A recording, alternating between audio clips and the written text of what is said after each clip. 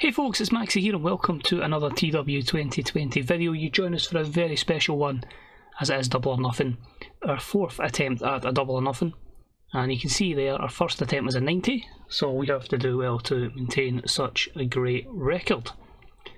Now, it's a 20 match card. Some of them have been built on the day, these matches. Some of them, there'll be angles that I'll insert that'll explain the stories more, but some have been the effects of long-term booking. But overall, I'm pretty happy for it. We should probably just miss out in selling out the State Farm Stadium, which is in Glendale, Arizona. But overall, I think we can do pretty well here. I'll confirm a few things that we'll do angle-wise as well. But yeah, let's look at how we've done historically here. So the first one I've done was in the Yankee Stadium, 54,000 in attendance. And our main event was for the AEW World Championship as Hangman finally defeated Kenny Omega to win the championship belt. What I find interesting here, as I look through the card, MJF versus John Moxley, and that scored an 81. That's our main event tonight. Let's see how that does. So I'm really intrigued to see how that goes. So that was our first show, that was a really good one there. The next year, we came in 2023. And we had Eddie Kingston defeat Hangman for the championship. Obviously a lack of psychology was the reason for the show. Its main event only being a 78. But crowning another world champion was quite cool. You can see there we had MJF and Wardlow. And we had a lot of good matches in between as well. We'll move on to 2024. And we had a main event of Adam Cole defending and retaining the AEW World Championship in a triple threat with Bryan Danielson and Cody Rhodes. So overall, pretty cool. Mad as well, Sammy Guevara and Rey Mysterio there went 89 rated matchup. So to confirm tonight, we obviously have to crown the winners of the men and women's Owen. We will have the World Championships on the line. But let's have a look at the full card because this is going to be a long rundown before we even get to the show. 20 matches. Some good backstory, some none. Opener, John Cena versus Eddie Kingston. Now this matchup will be made on the night. It'll be made in the first segment. Basically, I just feel like these two had had a good promo against each other. And there's been a recent signee that was a free agent that can't wrestle but is an amazing promo that I think could, piss Eddie Kingston off to have this matchup. So that will start us off. Kevin Steen versus Pac. Again, these two, a wee bit of history with each other, obviously, through NXT back in the day. But I feel these two could collide and put on a good matchup. Tyler Black versus CM Punk. Punk obviously being frustrated that he's not really had many matches recently. I feel like Tyler Black's someone that can face him and give him a good matchup. Because Becky's another matchup tonight, because of Promise, it means that Tyler Black and the AEW Mixed Tag Team Championships, that won't happen. Keith Lee versus Miro. Miro's been kind of like, God, what's happening here? Where's my next matchup? He's had a few back and forths with Keith Lee on Rampage, and these two big guys collide in what should be a blockbuster match. Andrade's obviously had his issues with MJF. Sammy Guevara's continued to poke the bear, and that's why these two will collide. And the fifth match of the evening, we then move on to the Lucha Underground Championship on the line, and Sami Zayn with the victory over Matt Riddle in non-title action. It gains him an opportunity to challenge for that belt, so looking forward to see what those two can do. We then have a fatal 4-way tag team match for a future tag team championship match, and that is going to see Proud and Powerful against FTR, against the Kings of the Black Throne, against Bryan Danielson and Daniel Garcia. Couldn't really find anything for Danielson to do, so put him again with Garcia to continue the mentorship, but I feel that's 4 teams that could put on a spectacular bout. Same could be said with the fatal 5-way that we're having for the TBS Championship. I feel in the last couple of months Jamie Hayter off that defeat to Chris Statlander, but like her, Bianca Ford, Kyrie, Io have all done amazing stuff, as well as your champion Toni Storm, so that should deliver something really good. We mentioned it before, Camille had a line with Charlotte. That tandem has been picking up victory after victory and momentum going forward. Them, plus obviously the champs Aroha and Kana and Diona and Serena have been putting on fantastic stuff, so I felt a triple threat match for the Women's Tag Team Championships was the best answer. Then move on to the TNT Championship. Wardlow's been picking off guy after guy. And then you just stare down with Randy Orton. So I feel like these two could interact in an interesting matchup, and that'll be for the TNT Championship. We then move on to the IWGP United States Championship. Open challenge from Claudio Castagnoli. Only man who didn't really have anything to do was Darby Allin, so he has accepted that matchup. Buddy Matthews recently winning the 0X Championship. He'll defend against the former champ Wheeler Yuta, plus other people that have impressed in the form of Ricochet and Ace Austin. So I feel like it's a good showcase there. Now we get into the stuff with a lot more backstory to it. Adam Cole and Kyle O'Reilly. So Kyle O'Reilly, I wasn't doing much with both of them, I'll admit. His contract was due to expire. I was like, I'll put him on a handshake deal, that's fine, he'll let him work elsewhere. Till New Japan swipe in with an exclusive written offer, I'm like, nope. So I've obviously had to sign him like exclusively written. Big contract, and I'm like, right, cool, we'll give you something to do. Straight away, turns heel and attacks his good friend Adam Cole. So straight into Adam Cole, Kyle O'Reilly for Double or Nothing. Cody Rhodes and Ricky Starks has been building for a month or so now. Obviously both members previously of Supreme Collective, but Ricky Starks alongside Illegal Ethan Page decided no, was getting frustrated with Cody Rhodes holding him back, beat him down, and that's how tonight we see Cody Rhodes versus Ricky Starks. Now into the triple threat match for the Tag Team Championships. You of course have the Cult of Lucha, Pentagon Jr. and El Hijo del Vikingo, I think it is off the top of my head. But they're facing the Young Bucks and they're facing Hangman and Kenny. Hangman and Kenny have had a lot of tag matches on Dynamite against MJF and Sammy and Richard Holiday, etc. So I feel like they can kind of put on momentum. I feel like make a run for the tag championships. Over on Rampage, the Young Bucks feel the same way. They have a kind of mutual agreement that, you know, you're cool, friendly rivalry. We'll see who the better tag team is if they can take the belt from the Cult of Lucha. We then have the Women's Own, which of course is Mayu Yamashita versus Bayley Rose. Of course, both ladies had a good run. Bayley, of course, was meant to take on Mayu Iwatani in the semi-final, but didn't. It was Kairi Hojo, and because of that victory, she does find herself in the final against Yamashita. Becky Quinn has had a good alliance with Chris Statlander in the last few weeks. Seen a lot of potential in her. She came forward with a promise that she would be happy to put her over. So you kind of know the result of that one, but quite cool to get these two on this kind of stage. The winner of the Rampage bracket of the Own was of course Swerve Strickland. The winner of the Dynamite bracket was Walter after a victory over Adam Cole in the final because of Kyle O'Reilly. All makes sense now.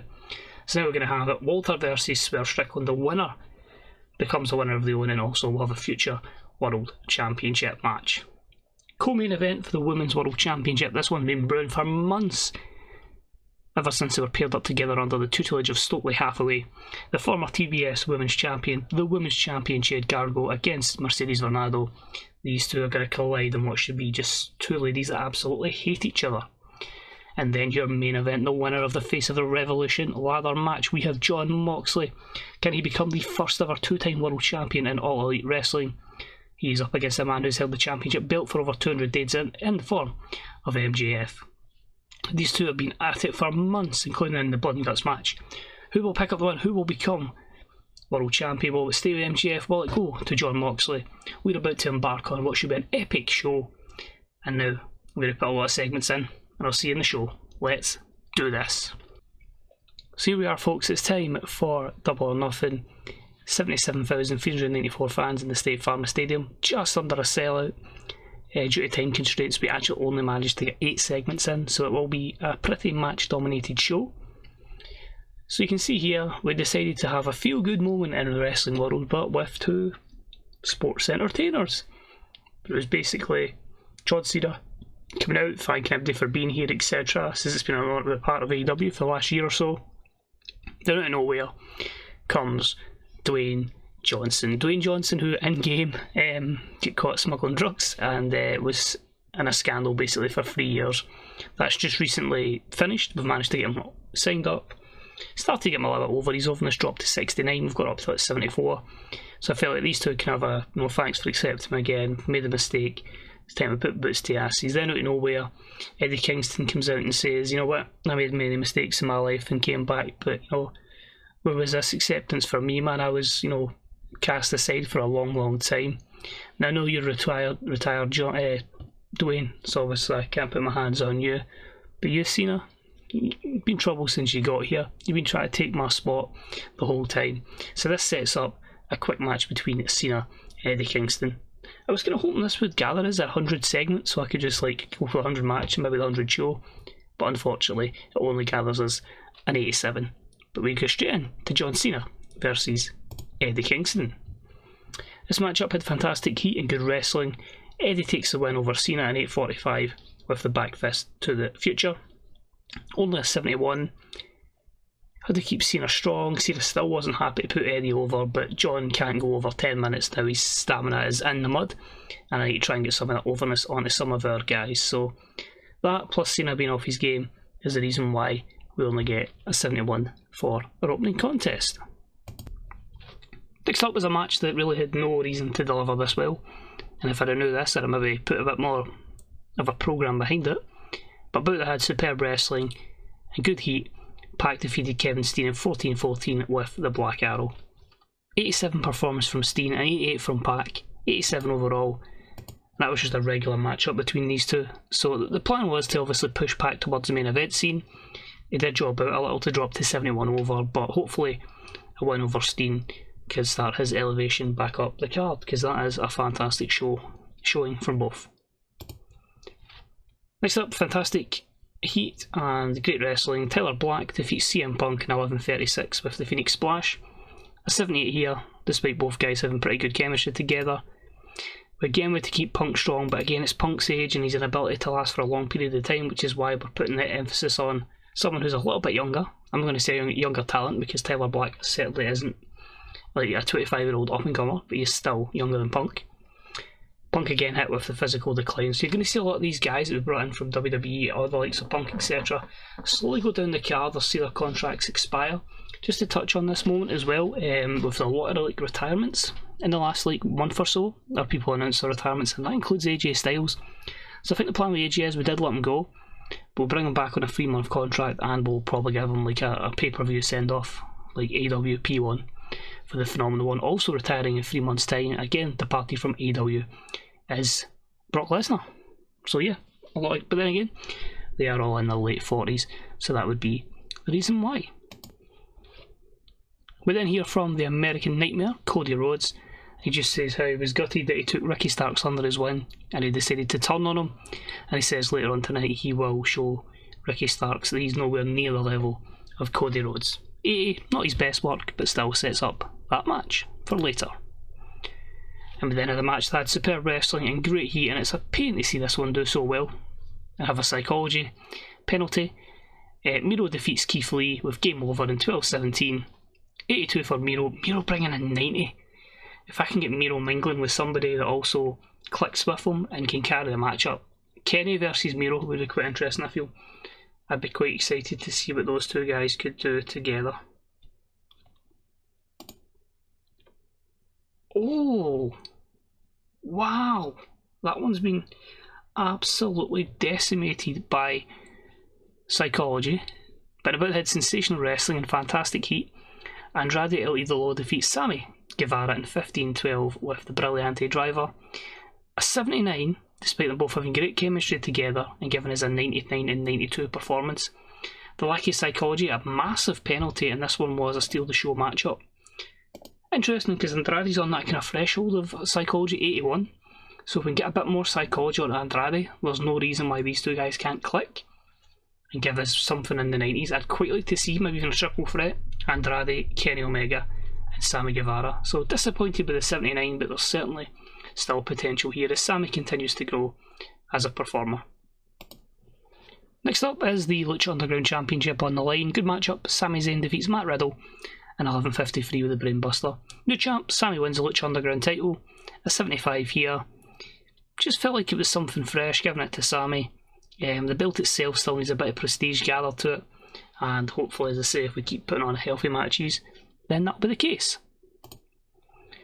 Straight in the next matchup for a future number one contendership matchup, and I think I've made an error here. I didn't put a winner. Oh well, there we go. The game done it for me. That's a mistake by me. To be fair, I think the winners were going to be the Kings of the Black Throne for something different. But anyway, it's about that had great wrestling and a decent reaction from the crowd as Proud and Powerful defeated FTR Kings of the Black Throne, and Bryan Danielson and Daniel Garcia in 1822 when Ortiz pinned Brody with a street sweeper. Brody being the weak link here, which is a shame on his 65 rated performance. Santana and Ortiz bringing an 83 and an 81 and 65 for Brody. Even Daniel Garcia bringing a good 75 rated performance. He's starting to get a lot more psychology from being obviously the end game protege, that's all I was looking for, of Bryan Danielson. Bryan Danielson. So we can turn this into an angle. Eventually, I mean, I'm not exactly short of time. We're going to fight our first fight for the Fallen. The Kings of the Black Throne can get their opportunity, that's not a problem. But it means then we can probably run with Proud and Powerful getting their opportunity. Ortiz is fully fit again, and then we can maybe tease that spot up and decide if we're going to go with it. So it's not the end of the world that I've made a bit of a mess up there. Then a pretty good fatal 5-way match for the TBS Championship. You can see the performances there. 80, 90, 80, 86 and 72. Be a winner and about had great wrestling and good heat. Sees Kairi Hojo defeat Toni Storm, Io Shirai, Bianca Ford, Jamie Hayter 16-15 when Kairi pinned Toni with the spear. New TBS champion. I actually wanted to put it onto Jamie Hayter. Kairi wasn't happy and I thought, do you know what? You've had a very good year for me with great matches. And I feel like her against lesser talents as well could certainly, help their development as well. Unfortunately though, our TBS Championship still has a lot more prestige than the Women's Championship, but we'll get there. Moving along, and this one failed to deliver as much as the usual tag match, but the 3-way for the Women's Tag Team Championship was good wrestling, a decent reaction from the crowd. Takuma, Aroha and Kana defeat the Danielson Fight Dojo and Charlotte and Camille in 16:36 when Kana submitted Diona with the Kanagon, giving them their 4th defence of the AEW Women's World Tag titles. Camille's a weak link, that's fine, she's got to take plenty of time to build up. But hopefully as we gain her some love on this, she can improve alongside Charlotte. But a very good 80 overall. Move along then to the match for the TNT Championship. Good matchup, Wardlow winning against Randy Orton in 12:24 with the Splash Mountain Powerbomb. 4th defence of the TNT belt for Wardlow, 81 overall. Randy's good psychology, I felt that would carry the matchup. But age is not on Randy's side, so I feel like we'll give Wardlow the victory. And it's a very good scalp for him going forward. So good one for Wardlow as he continues as champ. Then it was the IWGP United States Heavyweight Championship on the line. And a good matchup, Darby Allin defeated Claudio in 12:36 with the coffin drop. Truthfully, this match was put together because I had nothing for Darby and I had nothing for Claudio. And I wanted the IWGP belt on the line. And I don't think Darby would have put Claudio over. But I really need to give him this opportunity. EW's really pushed him in real life. Can I get Claudio over? Is he going to be pop capped? And is he going to be a sufferer of a physical decline? Great performance though, Darby, 89 and the 83 overall. Let's have a look actually if we go here. Declining physical ability. But he's Superman. But then again, it is Superman in pretty much 3 years' time. Next up, a pretty good matchup, it must be said, for all things considered. An amount that had some great wrestling and good heat. Buddy Matthews defeated Wheeler Yuta, Ricochet and Ace Austin in 12:12 when Buddy pinned Ace Austin with the Silver Shock, giving him his 2nd defence of the AEW 0X Championship belt. He actually has an injury that has to work through, so that obviously would have hampered the matchup. But to get an 84 is still pretty good. As I say, that would have hampered it. I feel here, Ace Austin's someone I haven't utilised too much. I think age is obviously on his side, but we want to make this one kind of high-flying, flippy stuff, hence the X bit and the zero gravity kind of idea as well from ICW. So I'm hoping, as I say, we can build prestige to this belt. But yeah, pretty happy with this one. And in the case of, obviously Yuta's not flippy, but kind of has that 200 odd pounds kind of frame. But good for the belt, good prestige. We have a promo from Adam Cole. He just basically talks about everything that's went down in the last couple of weeks on Dynamite. Basically why Kyle O'Reilly did what he did. He says, he doesn't know if it's the money's went to his head. It's good to know that his friend's going to be here. But for what he's done, yeah, he's not happy with it, and he's going to, as I say, get some revenge for the brutal beatdown that he you laid them with, basically. So an 80 for the promo. Wow. About the head, superb wrestling and great heat. Kyle defeats Adam Cole in 16:46 using the ropes for leverage. These two deliver an 88. So obviously going to have great chemistry. That boosts the performances. The wacky psychology probably takes it away from a 90. And that's where Adam Cole in 82 psychology. I still feel, even though we are over 2 years into the game's lifespan, I'm still a bit iffy on psychology. I feel like 82 should be that mark, but sometimes it just doesn't quite work. But maybe it's a random number thing. You know, you get luck with it, sometimes you don't. But delighted with this one, and I feel we can build so much onto this one. It's going to give both guys a new lease of life, and probably give Roddy Strong and Bobby Fish their future endeavours. Then moved on to the next one. Fantastic heat and great wrestling. Ricky Starks defeats Cody Rhodes in 13:41 by pinfall, illegally using the ropes for leverage. This was the time for finally Ricky Starks to break out, and he picks up the win over his former friend. Again, wacky psychology here. Both guys have only mid-70s psychology, so that was always going to happen. But it was all about getting the win for the Stark man. 82, good stuff. I feel it's time we start putting those pillars over. I had a feeling this one was going to do well. Maybe wanted it to be higher than a 93. But you'll see what we're building towards. And about the had superb wrestling and great heat, the Cult of Lucha. Of course, El Hijo del Vikingo and Penta defeat Adam Page and Kenny Omega and defeat the Young Bucks in 21:51 when Penta defeated Matt Jackson with the Fear Factor, giving him the 5th defence of the World Tag Titles. I really want to do a rematch of Hangman and Kenny versus the Bucks, but I thought, it's a good opportunity to elevate the tag titles. It's a great opportunity to elevate Del Vikingo as well in this kind of matchup.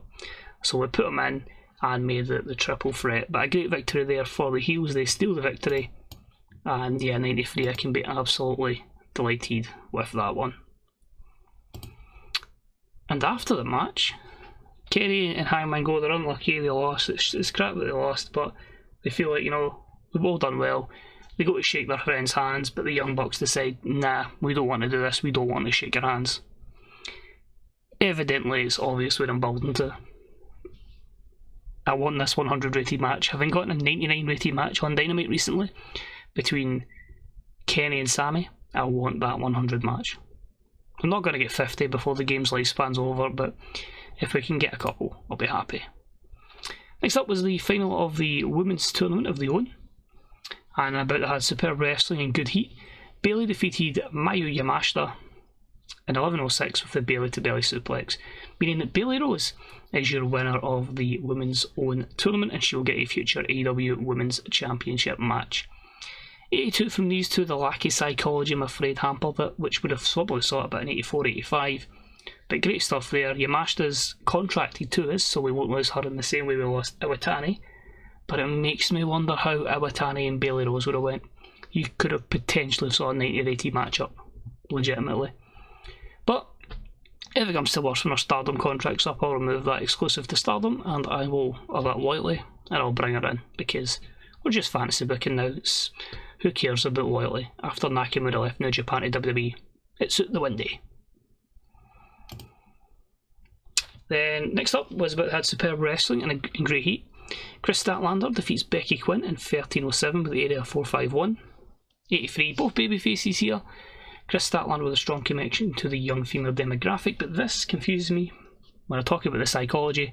Chris's psychology is under 70, Becky's is 79, I believe. So again, it just confuses me that I think it is a random number thing, and it still confuses me this far into it. But a win for Chris. I think she might be pop capped, but I'm hoping this might really elevate her. But props to Becky for doing that, and as I say, if it wasn't two baby faces, then it could have been higher. That was them stealing the show, so maybe could have get a 84, 85. Backstage, obviously Taylor Black won earlier on, and he's bumped into an old friend. John Moxley says there's been times we haven't seen eye to eye, but there's times where we have been on the same page. Tonight I want to see you walk out here as the AEW World Champion. I want you to hurt that smug little prick that is MJF. Moxley just nods and goes, he's just going to usher a lot of violence tonight, and he's going to become AEW World Champion. So that's an 80 for that little throwback between those two.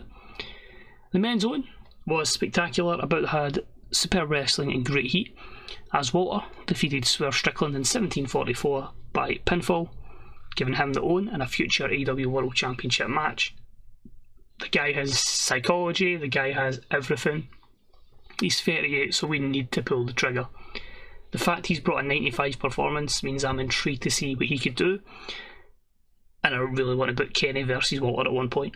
So 89, and Walter is the third winner, I believe, of the men's Owen tournament after Adam Cole and Tyler Black.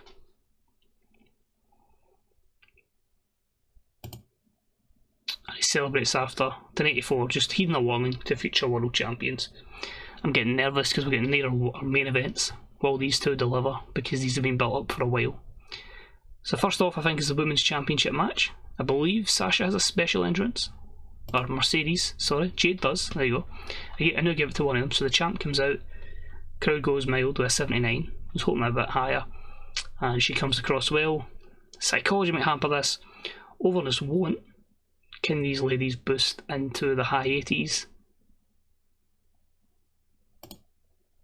Only a 78, that's a shame. About had fantastic heat and great wrestling. Mercedes defeated Jade Cargill in 17:58 with a bank statement, meaning your new women's champion in AEW, the boss Mercedes Varnado. 78 overall, 84 Mercedes, 81 Jade, and she's got a strong connection with the young female demographic despite her being preference being a heel. Let's see the negatives here. Poor gimmick for Jade, inconsistency for Mercedes. It could even be something to do with, like, both ladies are incredibly over, but Jade's technical skills aren't quite up there with Mercedes. Obviously I don't run with strict storylines on, so I'd be intrigued to see how, it says fantastic heat, but I would wonder how intrigued how much the heat would be, because that's been built for like 5 months. Ever since they joined together, the plan was for those two to have that big blow-off match for the championship.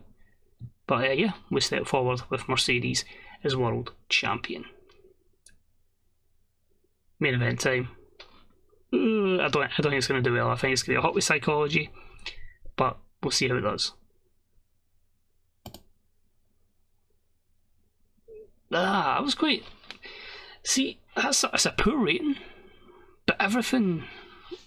The only thing that's really happy there is an exceptional matchup, because it would be exceptional. Both guys are extremely over.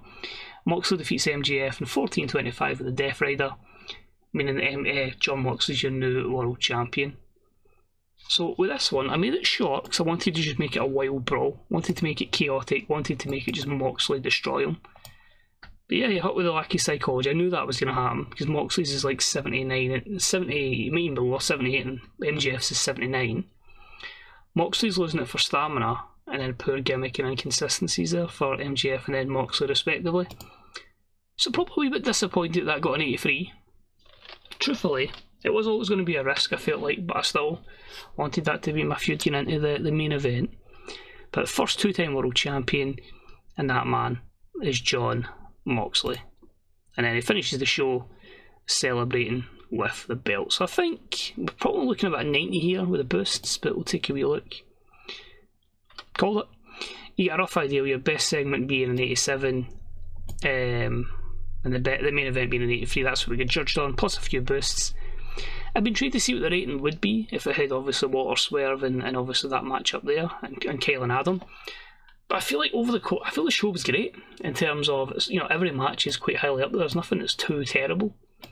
I think the lowest segment over the whole night is a 75.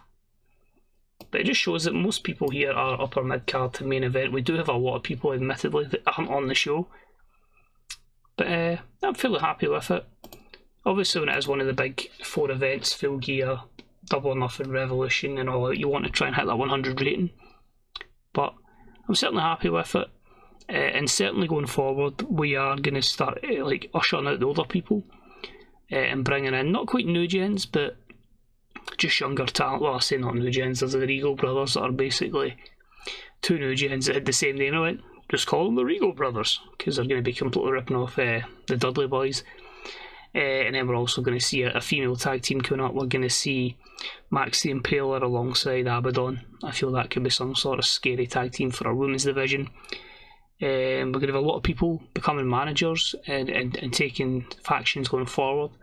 We're going to see a swing for Jonathan Gresham. And he's going to meet some people that are going to help his faction as heels. Not quite a foundation, but it could be an empire. So let's take a wee look then. Let's see what we've got here. So, show was fantastic, feedback's good, that's blah blah blah, it's all good in the hood, we know about that. Sonjay's going to retire. He is obviously... Oh, he's just unemployed, that's right, because he's psychology's not good enough to be a road agent in this. Eddie Dennis resigning, no thank you. Got an interesting look. But you're 48, it's too old. And Ariane, Andrew and Mel is going to retire. Keru, she'll take a new contract in a development factory, as will Madoka. Madoka will be in the ribbon then. Oh. Shimmer, third time lucky. Ideal. So, quite a few contracts are expiring that I'll need to go and sort out. Obviously, Miko Satomura and the rest of the Japanese talents, Ace Austin, Gary Regal as well. Double Nothing's importance is now highly regarded, so that may give it more boost in the future. It was the first event that was exclusively on AEW Plus, and that was a 28.86, so money-wise we're going to be absolutely fine. 715 million, and that's me having built a massive stadium and having a 5.5 million fine from one of our contracts we didn't put. I just want to go to news here, because I said to you, obviously we're getting a lot of people that's entering wrestling, so obviously we can, over the time, get a bit more, what's 2024, get a bit more creative with kind of characters. But we have lost a few people. Tully Blanchard, who was still managing FTR, he's passed away in game. And we also lost Terry Taylor and Jim Duggan as well, alongside Nakayama and Black Terry. And as I said to you about retirement, so we can just quickly get that one up as well.